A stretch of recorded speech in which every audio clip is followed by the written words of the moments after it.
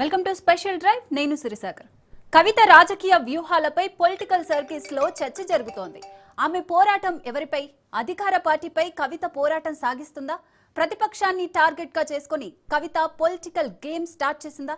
ఆమె ఎంచుకుంటున్న సమస్యలు political mileage ఇస్తున్నాయా? వచ్చే ఎన్నికల్లో పోటీ చేస్తామంటున్న కవిత అధికార ప్రతిపక్షాల్లో ఎవరిని టార్గెట్ చేసుకొనుంది? కవిత ఎవరో వదిలిన బాణమని మిగతా పార్టీలు ఎందుకంటున్నాయి? కేసీఆర్ చుట్టూ దయ్యాలున్నాయని చెప్పిన కవిత రాజకీయ ప్రచారంలో తండ్రి కేసీఆర్ పై విమర్శలు చేస్తుందా? కవితకు తెలంగాణ రాజకీయాల్లో సొంతంగా ఎదిగేందుకు స్కోప్ ఉందా? కవిత గెలవకున్నా గెలిచే వాళ్లను ఓడించేలా దెబ్బ కొట్టగలదా? కవిత కాంగ్రెస్ కు బి టీం అనే ప్రచారం ఎందుకు ఎక్కువగా జరుగుతోంది? కవితను బీజేపీ కాంగ్రెస్ లైట్ తీసుకుంటున్నాయా? వెయిట్ అండ్ సీ అనే ధోరణిలో వేచి చూస్తున్నాయా అనే ప్రశ్నలు పొలిటికల్ అనలిస్టుల మదిని తొలుస్తున్నాయి. బీఆర్ఎస్ నుంచి వెలేసిన తర్వాత కవిత అడుగులు ఎటువైపు అనే చర్చ రోజు రోజుకి పెరుగుతోంది.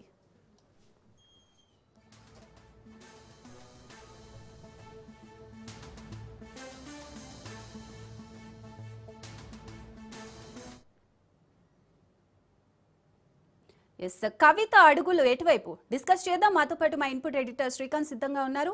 శ్రీకాంత్, బీఆర్ఎస్ నుంచి కవిత బయటకు వచ్చేసిన తర్వాత ఆవిడ రాజకీయ అడుగులు చూస్తే కొంచెం కన్ఫ్యూజన్ గానే ఉంది. ఎందుకంటే ఆవిడ పోరాటం అనేది అధికార పార్టీ పైన ప్రతిపక్షం పైన తెలీదు. అలాగే ఆవిడ తీసుకున్న సమస్యలు కూడా నిజంగా ఆవిడకి పొలిటికల్ మైలేజ్ ని ఇచ్చే విధంగా ఉన్నాయంటారా? అంటే ఓటు బ్యాంక్ ను సాధిస్తుందంటారా నిజంగా? సిరి, గుడ్ ఈవినింగ్. సో కవిత అంటే ఇందాక మీరు ప్రస్తావించినటువంటి అంశాల్లో కవిత లేఖ లీక్ చేసినప్పటి నుంచి దేవుడి చుట్టూ దయ్యాలు ఉన్నాయి, కోర్టులు ఉన్నాయి అంటూ ఆ రోజు చేసినటువంటి వ్యాఖ్యల నుంచి టీబీజీకేఎస్ గౌరవ అధ్యక్షురాలుగా కవితను తొలగించడం, ఆ తర్వాత పార్టీ నుంచి బయటికి పంపించేయడం, పార్టీ నుంచి సస్పెండ్ చేసి పంపించేయడం, ఆ తర్వాత కవిత స్వయం శక్తిగా ఎదగాలనుకుంటూ ముందుకెళ్తుంది. అంటే గులాబీ నీడలోంచి ప్రజా బాటలోకి కవిత వెళ్ళింది. సో ఇట్లాంటి నేపథ్యంలో కవిత రాజకీయ వ్యవహారం ఎట్లా ఉండబోతోంది, కవిత రాజకీయ అడుగులు ఎట్లా పడబోతున్నాయి అన్న చర్చ పొలిటికల్ సర్కిల్స్లో నడుస్తుంది. సో ఇది ఎవరికి ఎంతవరకు ఎఫెక్ట్ కాబోతుంది అంటే ఇక్కడ కవిత ఢీకొట్టాల్సింది అటు అధికార కాంగ్రెస్ పార్టీతో పాటు మహాశిఖరంగా ఉన్నటువంటి తెలంగాణ రాష్ట్రాన్ని తీసుకొచ్చినటువంటి కేసీఆర్ సొంత కూతురు ఈరోజు బయటకు వెళ్ళిపోతే సో ఇది కవితకు ఎంతవరకు పాజిటివ్గా ఉంటుంది? కవితను జనాలు ఆదరించేటువంటి పరిస్థితి ఉందా? నిజామాబాద్లోనే గెలవలేనటువంటి కవిత రేపటి రోజున తెలంగాణ రాష్ట్ర రాజకీయాల్లో క్రియాశీలక పాత్ర పోషించి ముఖ్యమంత్రి అయ్యేంత వరకు వెళ్ళేటువంటి అవకాశాలు ఉన్నాయా? అయితే దీనికి కారణంగా కవిత కూడా కొన్నాను, నేను ఎవరో వదిలిన బాణాన్ని కాదు, స్వయం శక్తిగా ఎదుగుతాను, జనం కష్టాలేంటో తెలుసుకునేటువంటి ప్రయత్నం చేస్తున్నాను, జనం బాటలో ఖచ్చితంగా వచ్చే అసెంబ్లీ ఎన్నికల్లో ఇండిపెండెంట్గానే పోటీ చేస్తాం, మేము సొంతంగానే పోటీ చేస్తాం అని చెప్తున్నారు. అంటే కవిత గతంలోనే దసరా రోజు రాజకీయ పార్టీ పెట్టబోతున్నారు. సో అంటే బహుజన రాజకీయ సమితి అన్నటువంటి పేర్లు కొన్ని లీకులు వచ్చాయి.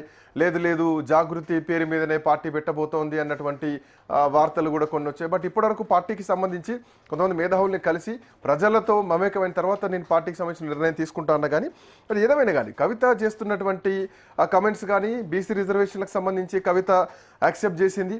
అట్ సేమ్ టైం ఎక్కడా కేసీఆర్ ప్రస్తావన రాకుండా హరీష్ రావును ఇటు కేటీఆర్ను వాళ్ళని విమర్శిస్తూ మాట్లాడుతోంది. ముఖ్యంగా హరీష్ రావును విమర్శిస్తూ మాట్లాడుతోంది.